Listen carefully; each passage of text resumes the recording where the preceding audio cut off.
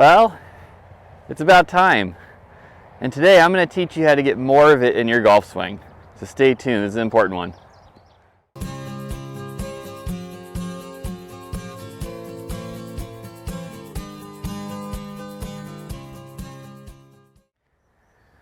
All right, so we're talking about time today. And we're going to relate it to the point where you release the club and the point where you should be making impact at the ball. And that should be right up from your left arm going down the shaft to the ball. So when we talk about time and giving you more of it, we're talking about when we get to the top of the golf swing, we create all this time. If you think of that arm, this alignment stick is where the club's going to end up getting to. And the club up here of where it's at, the more we can keep that club head behind us as the club comes down then meets it down at the bottom, that's giving us more time. So the problem with most amateur golfers, the most golfers that I teach at the beginning of their lesson series, is they get to the top of the golf swing and they want to dominate from the top. And what that does is there's your time, and then you're just throwing it away, or casting it away, or we're flipping it away, and we're losing the race between the club head and your hands down to the ball, because you want to either leverage weight or you want to just try to feel like you got power from the top, and you're trying to use what you think are your big muscles, your hands, your wrists, your arms, and your upper body, and you're trying to get that club to come down as hard as you can. But the secret of it, what we're talking about today, is we're losing time by doing that. We're releasing that club in a way that's going to make it hard for us to get the club down into a strong position at impact. So today we're going to talk about some aspects of how to create more time. I'm going to give you some drills to make it so you can make these changes in your golf swing. So the first thing we're going to do is we're going to look at one of my students from their very beginning of their stages in their swing. So we have Tiger Woods on the right. Everybody knows him. We got my student on the left. So what we're looking at here is time, and we're looking at time based on the lag that they're creating and how quickly they release. So let's watch my student go first. And you can watch how quickly his arm straightens up right there. Right there as he comes into impact, and where his arm should be towards his lead side, it should be sitting on that line. If we watch Tiger as he drops it down, very noticeably holding onto the lag, meaning that angle in his golf swing, all the way down to his pocket, and then the release starts to happen through the golf ball. And if we draw that line again, his hands are actually to the left of that line because he's held that lag so long. So if we think of the time like we talked about originally, line going across, as he drops it down, still that club is way behind that line, dropping it down, now still has time to allow his hands to get further ahead into that sequence where he makes impact. And that also is allowing him to open his body up and get further ahead. So he's able to swing in front of his body instead of across his body. Whenever we want to work on time in creating lag, maintaining lag, first thing I want you to do is get your alignment sticks down.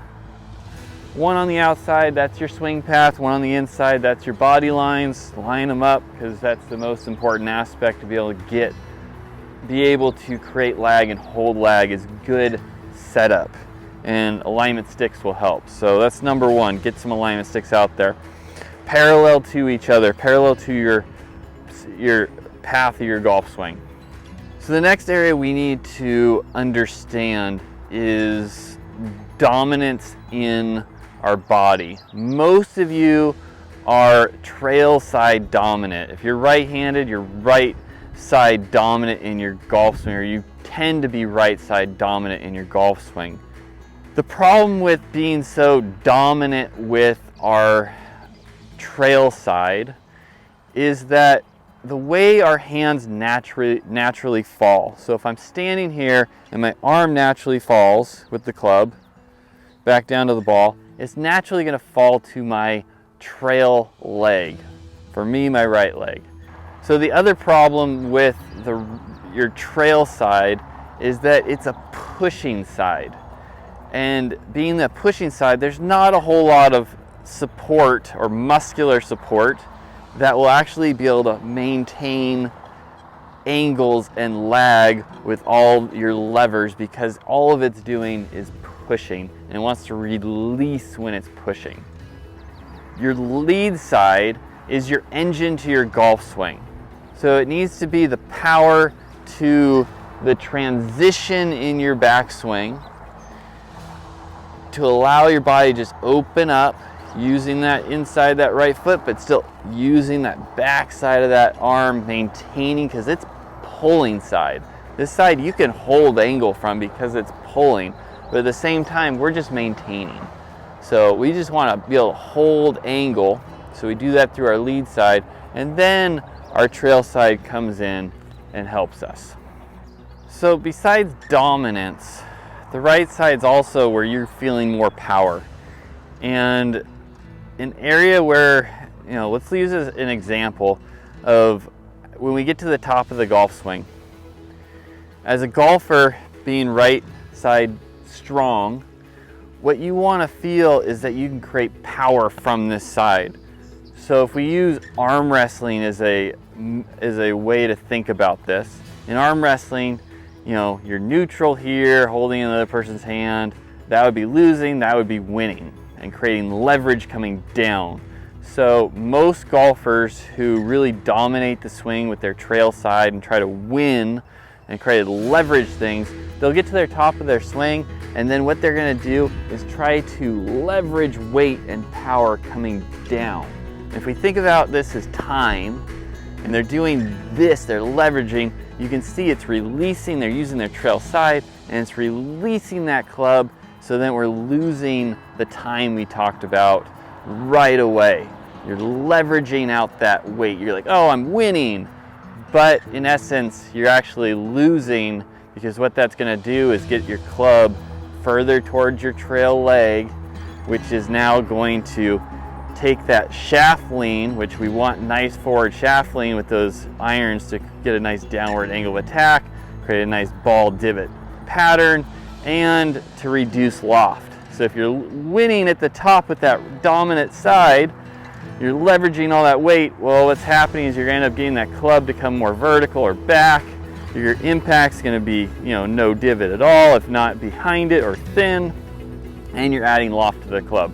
So you might be feeling like you're winning, feeling like you're creating power, but in essence, you're actually creating less because you're not using your tool properly and creating more time in your golf swing to allow your body to open up and put more weight and energy into your hands and get more weight down into the club. The other thing it's doing is reducing the time for you to get through, so you end up swinging across your body and you get the dreaded chicken wing with your lead elbow. So before we do the drill though, what I want you to do is test to see how much flexibility you have in your shoulder and through your elbow to be able to put yourself in a position that allows you to get more leverage coming through the ball and create more time. So I want you to put your elbow straight out in front of you like that. And once you're in that position, I want to start in this position, and then we're going to try to angle back, and you'll feel there's your losing in armlet wrestling position. If you're only there, it shows you have less flexibility. If you can only go there, you even have less. So we want to try to see if we can go open up. And then from there, what we're going to try to do is now open to the side and see how much room you have standing up. And then I want you to get into your golf posture and see if you can maintain that position at least to where the forearm is matching up with your spine. If you're able to do that position, then when you get into the golf swing, it's much easier to get the hand over here to be able to release properly. All right, so the first drill we're gonna do is a lead side drill. And I pre-recorded some shots in this exercise, so you're gonna do this in your left side, holding the club in your lead side, holding the club just in the lead side through the first part, and then we're gonna progress to a normal swing by the end. So let's check this out. So the first drill, what you're gonna do is put the club in your lead hand, take it to the top, pause, drop it through transition, grab it with your trail hand, and then swing through. So when you're dropping it down, make sure it's a rotation with a little bit of bump, so those knees square up. And we're going to do it with the ball. We're going to take it to the top, pause, drop it down, grab it with the trail hand, and then swing through. So that'll be the first part. Do that quite a few times. Second part, you're going to take it up to the top, then grab it, and then swing through. And emphasize holding on to that left hand or that lead hand while you're doing this. So then you're going to hit a ball, grab it, swing on through. Just make sure you got that pause and you're letting that lead side do a lot of that work. Third one, you're going to take it to the top. While you're doing this, you go up and you pause. Make sure you're doing the same thing with a lot of left hand. And then when you're going into the last one, you're just swinging normal at this point.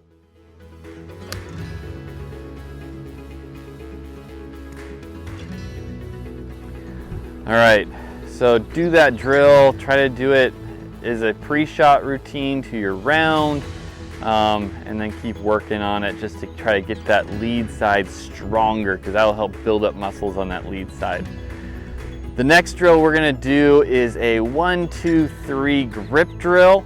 Really like this one to help train the lead side to do more of the work, so that trail side is just there as a helper and until we need it to help with the release.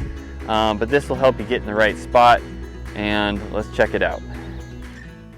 So this is the 1, 2, 3 grip drill. So the first one you're gonna do is in your trail hand, you're gonna use one finger. You only get one finger, everything else is an overlap. Make sure that right hand is in that right side is really soft when you're doing this. You're doing the work with your left side. And you take some practice swings first and then build into it. Second one, you're gonna do 2 fingers. It's gonna take a few swings before you get to 2 fingers, so you can just get the feeling of it. But once you get to 2 fingers, there'll be a little bit more help from that trail side to help with the release. But the main emphasis is that we're using that lead side to do the work. And then after a few swings with that one, then we'll go into a normal 3 finger on the grip swing, just your normal grip. And at the same time when we're doing this, try to still have a real light grip at the start with that trail hand, so you're still letting that lead side do the work and dominate over that trail side. And that's the 1, 2, 3 grip drill. So the final drill that we're gonna do is a ball forward drill. So what you're gonna see is that ball starting inside the left heel. This works really good with short irons. You can use it with anything, but you get a lot more effect if you use like a 60-degree wedge or a pitching wedge. So you see the ball shoot straight up in the air if you're doing it wrong, or you'll hit the ground first. So let's get into that one, and this will really help retrain the muscles, get those hands to your lead side or further out to your lead side rather than losing onto the right. So this is the ball forward drill. So you're going to move the ball position all the way up into the inside part of your left leg, if not all the way to the toe of your left side. From there, we're going to practice taking swings and trying to hit the golf ball. Nice close-up look at where that ball position should be. We're looking to just make good contact, and if we do it right, your hands are going to be on top of that ball, if not slightly in front. Second part of this, you're going to grab a tee, piece of a tee. You're going to put that up where your original ball position was. So it'll be about 6 inches in front of that golf ball. And then you're going to take your normal setup with that club. And the goal of this is we're pretending we're going to try to hit that tee just like we were trying to hit the golf ball up by that front foot. If we're able to do that, our hands will be up forward, we'll make ball, turf contact, and we'll send the tee flying. This is a good drill to do a lot of practice with just to get the hands in the right spot. Golfers, I hope you got a lot out of this video. There's a ton of little nuggets in there to pull from, and try out those drills. I do recommend you do the at-home drills as much as you can as well. I'll put that link up in the corner to help build new pattern into your golf swing so that all these movements when you go to the driving range and then into the golf course, it'll transition easier. And like always, remember, if your feet aren't working, your swing's not working. Catch you guys next time.